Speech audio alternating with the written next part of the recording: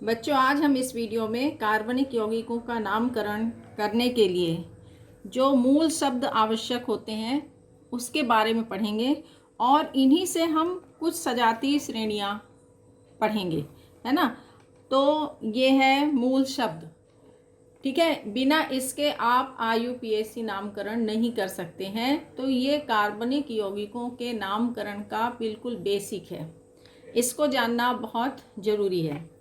यदि एक कार्बन है तो हम क्या मूल शब्द उपयोग करेंगे? मेथ। दो कार्बन है तो एथ, तीन कार्बन है तो प्रोप, चार कार्बन है तो ब्यूट, पांच कार्बन है तो पेंट, छह कार्बन है तो हेक्स, सात कार्बन है तो हेप्ट, आठ कार्बन है तो ऑक्ट, 9 है तो नॉन, 10 है तो डेक और इसके आगे 11 है तो अनडेक, दो डेक, 12 है तो दो डेक, ठीक है। तो इस तरह से आगे करते हैं। हम यहाँ 10 कार्बन तक की का लेकर के चल रहे हैं। तो इसमें आपको हम कुछ सजातीय श्रेणियाँ बताएंगे। आपको इसके पहले के वीडियो में सजातीय श्रेणियाँ बताई थी, ठीक है, क्या है और कैसे लिखते हैं, तो इसके बारे में हम पढ़ेंगे। यहाँ हम देखते हैं एल्केन, क्योंकि इसी के हमने बताया था कार्बनिक यौगिक जो हैं हाइड्रोकार्बन और हाइड्रोकार्बन के व्युत्पन्न हैं, तो इसलिए हम इसको लेकर के चलते हैं और इसके बाद हम इस आपको IUPAC नामकरण बताएंगे। तो एल्केन, एल्केन में जुड़ता है एन, ठीक है। ये मूल शब्द में क्या जुड़ जाएगा? इसी में आपको ये चीज़ जोड़नी है। तो मेथ में क्या जोड़ना होगा आपको? एन, मतलब इस रूट नेम में आपको एन जोड़ के नाम बनाना है। तो मेथ में एन लगाया तो क्या लिख देंगे आप? मेथेन, ठीक है। एथ में एन जोड़ेंगे तो क्या हो गया? एथेन। अब इसका सूत्र भी बनाना सीखेंगे। सूत्र ये जो है, अगर अभी हम इसका संरचना बताएंगे तो ये संतृप्त हाइड्रोकार्बन है और इनका सामान्य सूत्र हमने आपको बताया था CnH2n+2 होगा। मतलब जितने कार्बन हैं, कार्बन तो आपका ये है, ठीक है। इसी के आधार पर आपको रूट नेम लिखना है, किसी में भी, चाहे इसमें हो, चाहे इसमें हो, चाहे इसमें हो। अगर दो कार्बन है तो हमको एथ ही लिखना है। तीन कार्बन, केवल किसमें अंतर होगा? हाइड्रोजन की संख्या में, ठीक है। और हाइड्रोजन की संख्या के लिए ये फार्मूला दिया गया है। तो क्या दिया है? CnH2n+2। इसका मतलब है कि यदि कार्बन, एल्केन के लिए फार्मूला क्या है? CnH2n+2। मतलब जितने कार्बन हैं, अगर हमको एथेन का फार्मूला बनाना है, इसको समझ लीजिए, अपने आप बनेगा। एथ, तो एथ का मतलब हमने क्या बताया है? 2। तो हाइड्रोजन कितने हो जाएंगे? 2n, मतलब दो में यन का यानी 2 है तो 2 का गुणा कर दिए +2, तो क्या फार्मूला बन गया? C2 तो है और H बस अंतर है, तो H देखिए, 2 दूनी 4, 2 6, ये फार्मूला बन गया। इस तरह से हम सबका, जैसे हमको अब इसके आगे प्रोप में एन जोड़ेंगे तो क्या बन जाएगा? प्रोपेन, ठीक है ना। अब आपको प्रोपेन का फार्मूला बनाना है। प्रोप माने आपने क्या जाना? 3, और H2n, 2 में 3 का गुणा करेंगे तो क्या हो गया? 3 दूनी 6, 6 में 2 जोड़ दिए तो कितना हो गया? 8। तो फार्मूला क्या बन गया? C3H8, ठीक है ना। इस तरह से हम सबका फार्मूला बना लेंगे। तो अगर आपको फार्मूला दिया है तो नाम बनना चाहिए। 3 कार्बन है इसलिए आपने प्रोप लिखना है। और अब हाइड्रोजन देखोगे किसके अनुसार जुड़ा है? 2n, मतलब कार्बन 3 है तो 3 का दुगना 2, 6 हो गया, और 6 में 2 जोड़े तो 8। मतलब किसके अकॉर्डिंग जुड़ा है? 2n+2 के अकॉर्डिंग। इस सीरीज में आपको क्या लगाना है? एन। तो रूट नेम में आपने क्या लगा दिया? एन। तो क्या नाम हो गया? प्रोपेन।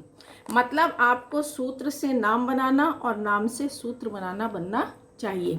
तो अब इस तरह से आप इसका पूरा बना लेंगे। मेथेन का फार्मूला हो जाएगा एक कार्बन, ठीक है, और हाइड्रोजन 2n+2, तो एक का दुगना 1 का दुगना क्या हो गया, 2 हो गया, और 2 में 2 जोड़े तो 4 हो गया, ठीक है ना, CH4। इसी तरह से C2H6, 2 दूनी 4, 4 2 6, C3H8, C4 4 है ना, और H क्या हो जाएगा 10। अब देखिए 4 कार्बन है तो क्या मूल शब्द है, ब्यूट, और 2n+2 के अकॉर्डिंग हाइड्रोजन जुड़ा है, इसलिए इसमें क्या लगा देंगे, एन, तो क्या हो गया, ब्यूटेन। C5H12, अब देखिए 5 है तो इसलिए हमने पेंट लिखना है, ये मूल शब्द आपको यूज़ करना है, और इसका दुगना है 10, 10 2 12, इसलिए हमने क्या लगा दिया, एन। इस तरह से हम पूरा ये सीरीज़ बना लेंगे। ये हो गया C6H14, C7H16,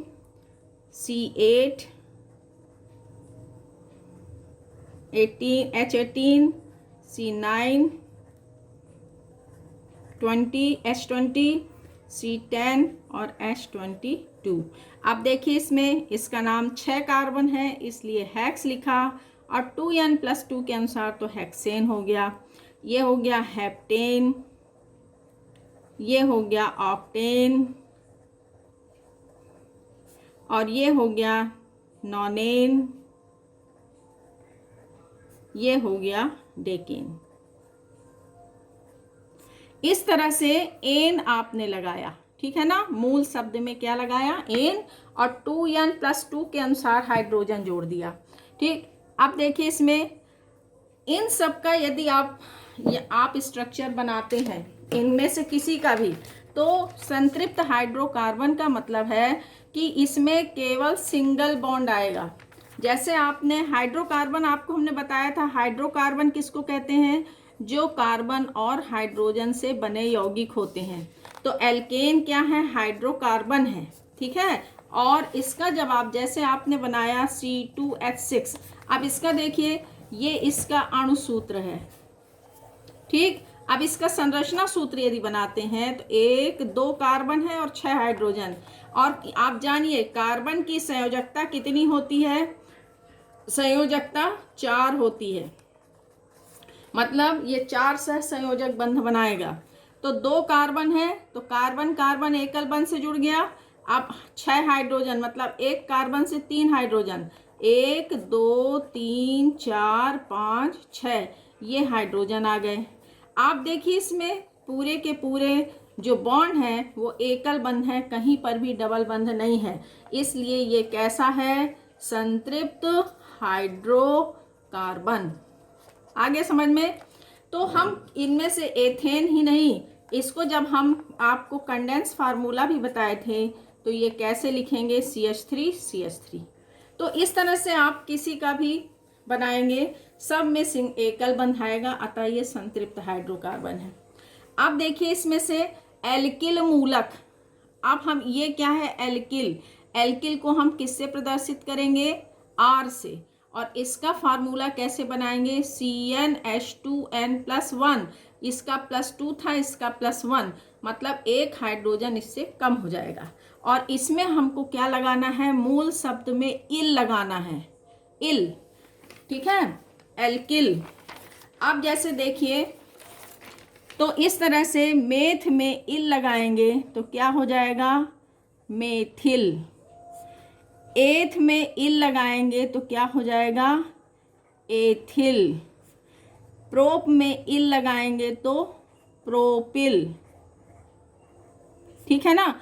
अब इनका फार्मूला भी समझिए, CnH2n+1, ठीक है, ये है एल्किल का, इसको समझोगे इसको भी, क्योंकि ये बहुत ज़रूरी है। और एल्किल को हम R से प्रदर्शित करेंगे, और R के लिए फार्मूला होगा CnH2n+1, इसके अनुसार बनेगा, क्योंकि इसी से आपको क्या बनाना है, फंक्शनल ग्रुप जोड़ना है, ठीक।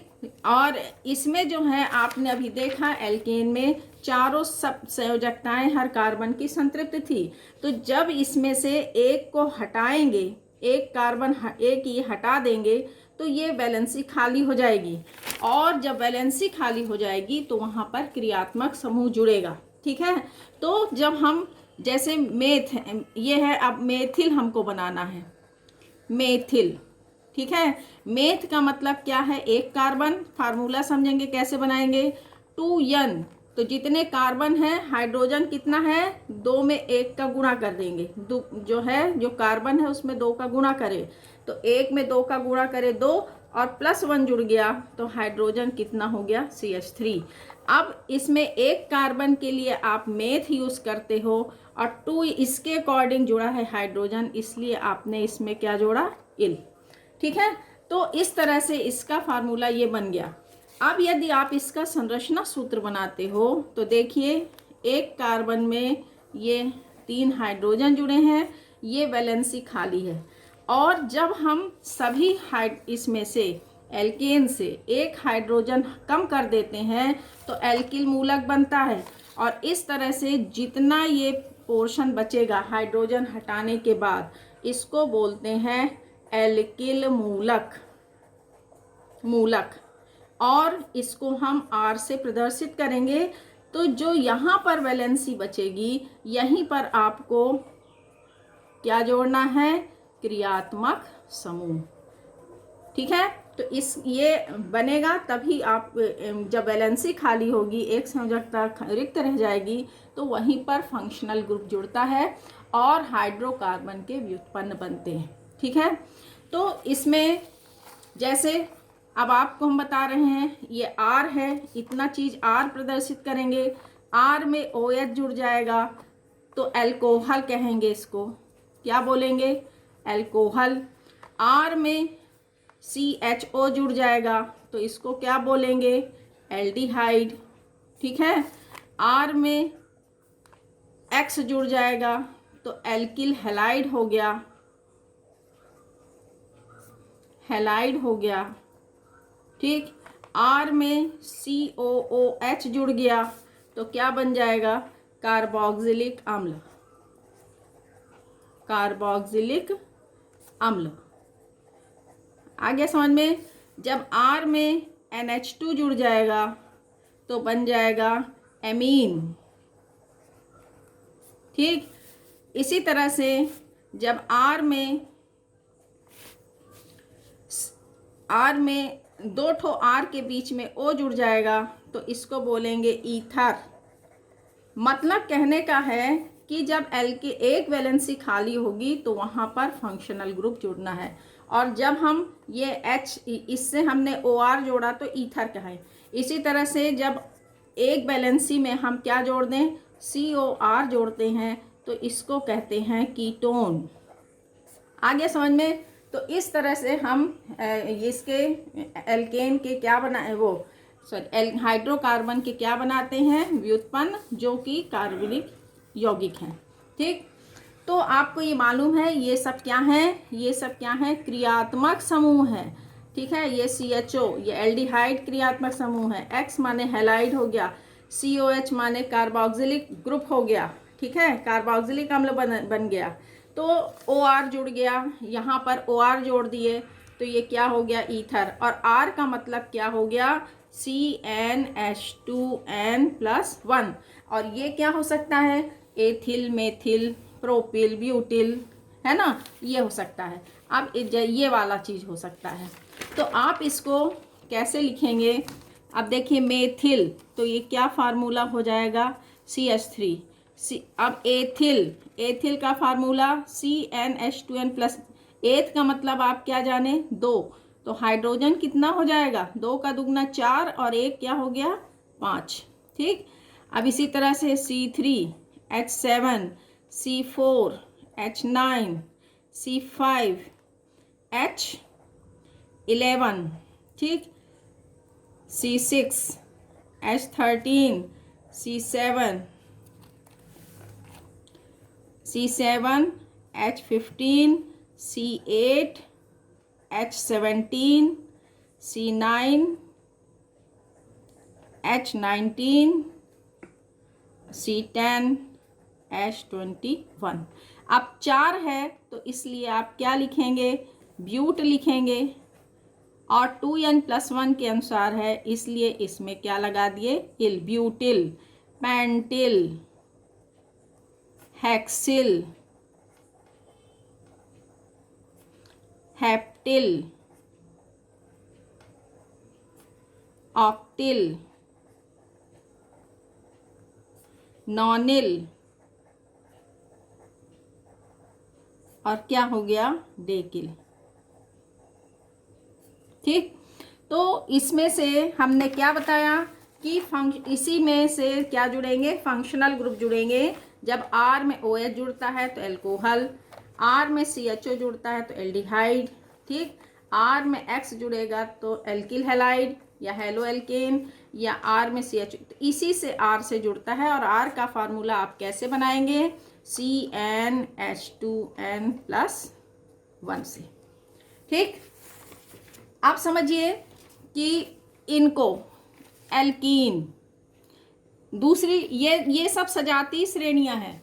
इसमें हमने आपको बताया था कि ये सब क्या है, सजातीय श्रेणियां हैं। देखिए इसमें एक कार्बन बढ़ रहा है, 2 हाइड्रोजन बढ़ रहा है। इसके पहले के वीडियो में हमने बताया है, ठीक है, कि सजातीय श्रेणियां क्या है। एक कार्बन और 2 H बढ़ रहा है हर उसमें। फिर एक कार्बन बढ़ा तो 3 हो गया, 2 H बढ़ गया तो 7 हो गया, तो C3H7। एक कार्बन बढ़ा, 2 हाइड्रोजन। लेकिन आपको सीधे जैसे हम प्रोपिल बोलते हैं तो फट से फार्मूला आप इसके अनुसार बनाएंगे। ठीक है, अगर फार्मूला लिखा है तो नाम बनना चाहिए, नाम लिखा है तो आपको फार्मूला बनना चाहिए। अब देखिए एल्कीन, एल्कीन जो है इसमें ईन लगेगा, रूट में ही, इसी मूल शब्द में क्या लगना है, ईन लगना है। और इसमें क्या होता है, कब लगता है, इसमें कार्बन कार्बन के बीच में क्या होगा, डबल बंध।